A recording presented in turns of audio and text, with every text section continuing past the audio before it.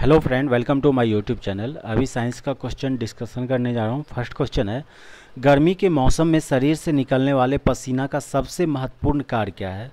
तो गर्मी के मौसम में जो है तो पसीना क्यों निकलता है, इसका सबसे इम्पोर्टेंट रीज़न क्या है ये पूछ रहा है। ए ऑप्शन है हानिकारक लवणों का शरीर से निष्कासन। ये ऑप्शन भी सही है, बट कह रहा है सबसे इम्पोर्टेंट कारण क्या है वो पूछ रहा है। तो बी ऑप्शन जो है शरीर के ताप का नियंत्रण। जो पसीना जो निकलने का मेन रीज़न होता है कि हमारा जो बॉडी का टेम्परेचर होता है 98.4 फ़ारेनहाइट को मेंटेन रखने के लिए गर्मी में जो है पसीना निकलता है। तो आंसर क्या हो जाएगा, बी ऑप्शन हो जाएगा, शरीर के ताप का नियंत्रण। नेक्स्ट क्वेश्चन है, ग्रीन हाउस प्रभाव जिससे वायुमंडलीय तापमान बढ़ रहा है का मुख्य कारण क्या है। तो ग्रीन हाउस गैस से क्या हो रहा है कि हमारा जो एटमॉस्फेयर का है उसका टेम्परेचर बढ़ रहा है। इसका मुख्य कारण क्या है, तो इसका मुख्य कारण जो है उसका बहुत सारे गैस के रिलीज होने से होता है, जैसे carbon dioxide, methane, chlorofluorocarbon, nitrous oxide.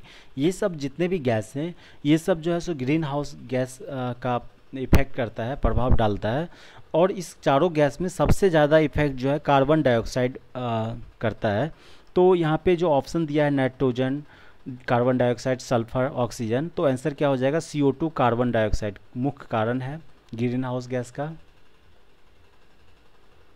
Next question है, किसी लोलक को यदि द्रव से भरे बर्तन में लटका दिया जाए तो क्या होगा। एक लोलक है उसको द्रव से भरे बर्तन में लटका दिया गया है तो क्या होगा। ऑप्शन है लोलक पहले की तरह गतिमान रहेगा। बी ऑप्शन है लोलक थोड़ी देर बाद रुक जाएगा। नेक्स्ट ऑप्शन है लोलक काफ़ी समय तक दोलन करता रहेगा। उपरोक्त में से कोई नहीं।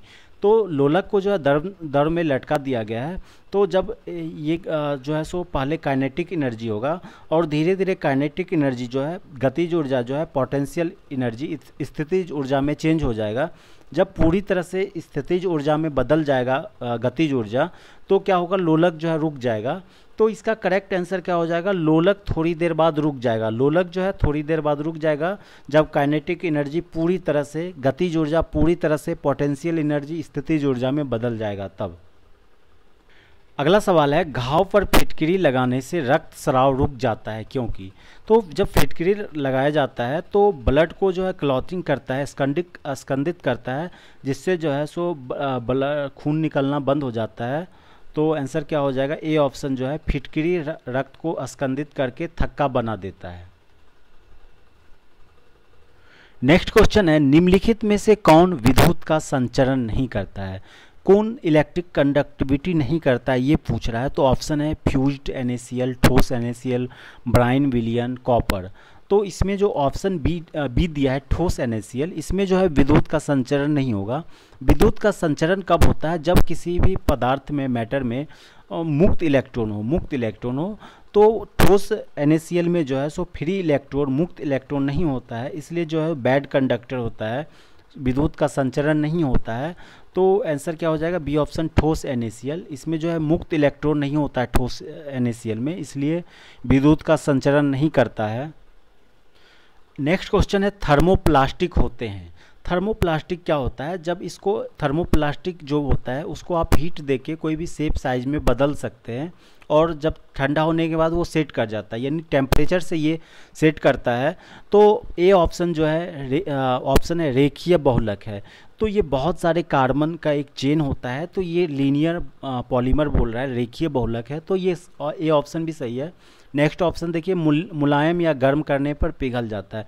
तो जो भी थर्मोप्लास्टिक होते हैं वो मुलायम या गर्म करने पर पिघल जाता है। जो थर्मोप्लास्टिक का एग्जाम्पल क्या होता है, टेफ्लॉन, पॉलीथीन, नायलॉन, ये सब जो है थर्मोप्लास्टिक होते हैं। तो इसको जो है मुलायम या गर्म करने पर पिघल जाता है। सी ऑप्शन जो है प्लास्टिक जिसे ऐच्छिक आकृति में ढाला जा सकता है। जब इसे गर्म करते हैं तो ये पिघल जाता है, तो इसे किसी भी आकृति में हम ढाल सकते हैं। तो इसका करेक्ट आंसर क्या हो जाएगा, डी ऑप्शन, उपरोक्त सभी। नेक्स्ट क्वेश्चन है, आँख के उस दोष को जिससे नज़दीक की चीज़ साफ दिखाई नहीं देता है कहा जाता है। तो सी ऑप्शन जो है हाइपरमेट्रोपिया, इसको हिंदी में जो है दीर्घ दृष्टि दोष कहते हैं, दीर्घ दृष्टि दोष। इसमें जो है सो दूर की वस्तु साफ साफ दिखाई देता है, लेकिन नज़दीक की जो वस्तु होता है वो साफ साफ नहीं दिखाई देता है। तो आंसर क्या हो जाएगा, हाइपरमेट्रोपिया। डी ऑप्शन जो दिया है मायोपिया, मायोपिया का हिंदी होता है निकट दृष्टि दोष। निकट दृष्टि दोष मतलब क्या होता है, मीनिंग क्या होता है कि जो है सो पास का चीज़ दिखता है, पास का चीज़ दिखता है लेकिन दूर का चीज़ जो है नहीं दिखता है। निकट दृष्टि दोष में क्या होता है कि जो पास का वस्तु दिखता है लेकिन दूर का वस्तु नहीं दिखता है। तो यहाँ पे क्या कर रहा है कि नज़दीक का चीज़ साफ दिखाई देता है लेकिन दूर का नहीं दिखाई देता है, तो हाइपरमेट्रोपिया हो जाएगा। नेक्स्ट क्वेश्चन है, प्रकाश सरल रेखा में संचरित होता प्रतीत होता है क्योंकि लाइट जो है वो स्ट्रेट लाइन में जो है सो एक्सपेंशन होता है, ऐसा प्रतीत होता है क्योंकि ये पूछ रहा है। ऑप्शन है प्रकाश का तरंगदैर्घ्य बहुत कम होता है, वेवलेंथ बहुत कम होता है। बी ऑप्शन है यह सूक्ष्म कणों से निर्मित होता है। सी ऑप्शन है प्रकाश के वेग बहुत अधिक होता है। डी ऑप्शन है उपरोक्त में से कोई नहीं। तो इसका करेक्ट आंसर हो जाएगा प्रकाश का जो वेवलेंथ तरंगदैर्घ्य होता है वो बहुत कम होता है, 400 नैनोमीटर से 700 नैनोमीटर तक होता है प्रकाश का वेवलेंथ। तो आंसर हो जाएगा ए ऑप्शन हो जाएगा। नेक्स्ट क्वेश्चन है, वह धातु जो अम्ल तथा सोडियम हाइड्रोक्साइड का फॉर्मूला क्या होगा, NaOH। सोडियम हाइड्रोक्साइड NaOH ये जो है स्ट्रॉन्ग क्षार है, प्रबल जो है क्षार है, दोनों के साथ अभिक्रिया कर हाइड्रोजन उत्पन्न करता है। पूछ रहा है कि कौन सा इसमें से ऑप्शन दिया है जो अम्ल और सोडियम हाइड्रोक्साइड से रिएक्शन करके हाइड्रोजन उत्पन्न होगा, देगा। तो यहाँ पे जो है ऑप्शन दिया है धातु जो अम्ल है। अम्ल क्या होता है, अम्ल बहुत सारा होता है, जैसे HCl एक जो है स्ट्रॉन्ग मजबूत प्रबल अम्ल है, HCl हाइड्रोक्लोराइड। तो जिंक जस्ता क्या होता है, जिंक और HCl का जब रिएक्शन होता है तो ZnCl2 + H2 बनता है, तो इसमें हाइड्रोजन बनेगा। और सोडियम हाइड्रोक्साइड है, तो सोडियम हाइड्रोक्साइड को जब जिंक से रिएक्शन किया जाता है तो वो जो है सो ये भी हाइड्रोजन देता है। तो आंसर क्या हो जाएगा, सी ऑप्शन जस्ता। जिंक जो है सो हाइड्रोजन उत्पन्न होगा अम्ल तथा सोडियम हाइड्रोक्साइड के रिएक्शन से। नेक्स्ट क्वेश्चन है, गर्मी के मौसम में अपने दैनिक भोजन में किसकी मात्रा कम कर देना चाहिए। तो विटामिन का जो है मात्रा कम कर देना चाहिए। नेक्स्ट क्वेश्चन है, जीवाश्म कैसे बनता है। तो जीवाश्म कैसे बनता है, ये ऑप्शन है जंतु वातावरण की परिस्थितियों द्वारा नष्ट हो जाए तथा फिर मिट्टी में दब जाए। तो इसका करेक्ट आंसर ये हो जाएगा, कोई भी जंतु जानवर है उसमें बहुत सारे हड्डियां होते हैं, बोन होते हैं, वो जो है सो बहुत पृथ्वी पत्थर चट्टानों के नीचे दब के बहुत सालों बाद जो है वो जीवाश्म में चेंज हो जाता है। तो इसका आंसर ये हो जाएगा जंतु वातावरण की परिस्थितियों द्वारा नष्ट हो जाए तथा फिर मिट्टी में दब जाए। नेक्स्ट क्वेश्चन है, मेंडल के प्रभावित नियम के अनुसार। मेंडल ने एक नियम दिया था, आनुवांशिक का नियम, मटर पे वो प्रयोग किया था, मटर के दानों का प्रयोग आनुवांशिक नियम के निर्धारण में किया था। तो यहाँ पे ऑप्शन दिया हुआ है, संतानों में उपस्थित कारकों के जोड़ों में एक कारक नर तथा दूसरा मादा से आता है। तो इसका करेक्ट आंसर ये हो जाएगा, संतानों में जो उपस्थित कारकों होते हैं, जो उसका लक्ष्य बिहेवियर होता है वो नर एवं मादा दोनों से आता है। एक जो है कोई डोमिनेंस हो जाता है नर या मादा तो उसका ज़्यादा लक्षण आ जाता है। तो इसका करेक्ट आंसर हो जाएगा ये ऑप्शन। नेक्स्ट क्वेश्चन है, प्रेरित विद्युत वाहक बल का परिमाण जो है क्या होता है।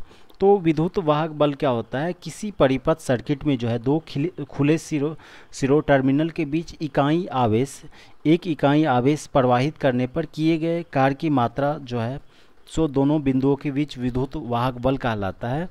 तो क्या हो जाएगा, विद्युत वाहक बल का परिमाण जो है सो ए ऑप्शन जो है बल रेखाओं के परिवर्तन के दर के अनुक्रमानुपाती प्रोपोर्शनल होता है। नेक्स्ट क्वेश्चन है, छानने की विधि का प्रयोग किसके पृथक्करण में किया जाता है। तो हम किसी को फिल्टर कब करते हैं, जब एक द्रव है और उसमें ऑविले ठोस हो, कोई कण है, पत्थर छोटे छोटे कण है, तब हम उसको फिल्टर का यूज करते हैं। तो सी ऑप्शन इसका जो देखिए, एक द्रव से ऑविले ठोस को, जो विलय है उसे तो हम फिल्टर करके छान के अलग नहीं कर सकते हैं, जो अविलय ठोस है उसे हम छान कर जो है अलग पृथक्करण कर सकते हैं। तो आंसर क्या हो जाएगा, सी, एक द्रव से अविलय ठोस को। यहाँ पे देखिए डी ऑप्शन जो है, डी, दो मिश्रणीय द्रव को, दो मिश्रणीय द्रव को इसको जो है सो हम वेपोराइजेशन करके हम अलग कर सकते हैं। नेक्स्ट क्वेश्चन है, निम्न में से कौन सा सजीवों का लक्षण नहीं है, कौन सा लिविंग का लक्षण नहीं है। ए ऑप्शन है प्रजनन ए ऑप्शन है। तो पूछ रहा है कि सजीव का लक्षण कौन नहीं है, प्रजनन जो है सजीव का लक्षण होता है। बी ऑप्शन है वातावरण के प्रति अनुक्रिया, तो वातावरण के प्रति अनुक्रिया भी करता है सजीव जो होता है। सी ऑप्शन ऊर्जा के भोजन का पाचन, तो ऊर्जा का भोजन भी सजीव करता है। तो इसमें से पूछ रहा कौन नहीं होगा, तो इसमें एक भी ऑप्शन जो है इनकरेक्ट नहीं है, तो डी ऑप्शन हो जाएगा उपरोक्त में से कोई नहीं, डी हो जाएगा उपरोक्त में से कोई नहीं। अगला सवाल है, स्वतंत्रता पूर्वक लटका चुंबक सदैव, तो कोई भी चुंबक को जो है स्वतंत्रता पूर्वक लटकाने पे वो किस डायरेक्शन में जो है सो स्थिर होगा। तो हम आपको पता होगा कि अर्थ एक स्ट्रॉन्ग मैग्नेटिक फील्ड है, स्ट्रॉन्ग विद्युत चुंबकीय बल उसमें है, जो कि नॉर्थ से साउथ की दिशा में फ्लो होता है मैग्नेटिक फोर्स, नॉर्थ से उत्तर से दक्षिण की दिशा में फ्लो होता है मैग्नेटिक फोर्स। तो कोई भी आप चुंबक को जब लटकाइएगा तो वो जो है उत्तर दक्षिण दिशा में रुक जाएगा, उत्तर दक्षिण दिशा में जाके डायरेक्शन में कांस्टेंट हो जाएगा, डी आंसर हो जाएगा उत्तर दक्षिण दिशा में। नेक्स्ट क्वेश्चन है, यदि किसी तल का क्षेत्रफल आधा कर दे और उस पर लगने वाला बल को दोगुना कर दे तो दाब हो जाएगा। तो दाब का फॉर्मूला क्या होता है, दाब का फॉर्मूला होता है दाब बराबर बल बटा क्षेत्रफल, दाब बराबर क्या होता है बल बटा क्षेत्रफल। तो यहाँ पे क्या कर रहा है कि किसी तल का क्षेत्रफल आधा कर दे, तो क्षेत्रफल को आधा कर दिया गया है, तो दाब बराबर होता है बल बटा क्षेत्रफल, तो a/2, तो a/2 हो जाएगा, दो जो है ऊपर चलाएगा और कह रहा है क्या क्षेत्रफल आधा कर दे और जो है बल दोगुना कर दे। तो बल ऊपर में है दोगुना हो गया, तो क्या हो जाएगा 4 टाइम्स हो जाएगा, दाब जो है 4 गुना हो जाएगा। आप इसे सॉल्व कीजिएगा तो आंसर आ जाएगा 4 गुना। इसका फॉर्मूला याद रखिएगा, दाब बराबर क्या होता है बल बटा क्षेत्रफल, F/A, P बराबर F/A, P बराबर F/A होता है, तो उसको सॉल्व कीजिएगा 4 गुना हो जाएगा। नेक्स्ट क्वेश्चन है, वायुमंडल में कई प्रकार की गैसें का मिश्रण से बना है पृथ्वी के नज़दीक वायुमंडल में मुख्यतः पाई जाती है। तो वायुमंडल के नीचे जो है पृथ्वी के पास जो है एटमॉस्फेयर में कौन सा मुख्य गैस पाया जाता है। तो सी ऑप्शन जो है ऑक्सीजन एवं कार्बन डाइऑक्साइड, ये जो है मुख्य रूप से गैस पाया जाता है वायुमंडल के पृथ्वी के पास। नेक्स्ट क्वेश्चन है, लाइकेन मिश्रित जीव है जो बने होते हैं। लाइकेन क्या होता है, इसको इंग्लिश में लाइकेन LICHEN लाइकेन कहते हैं। लाइकेन मिश्रित जीव है जो शैवाल एवं जीवाणु से बना होता है, शैवाल एवं जीवाणु से बना होता है। लाइकेन को आप देखते होइएगा, जैसे कि कोई भी पुराना मंजिल है या पत्थर कहीं है बहुत दिन से, वहाँ पे जो है हरे हरे कलर का जो है सो उग जाता है, डिपॉजिट हो जाता है हरे हरे कलर का, उसे हम लाइकेन कहते हैं। वो जो होता है वो शैवाल एवं जीवाणु से बना होता है।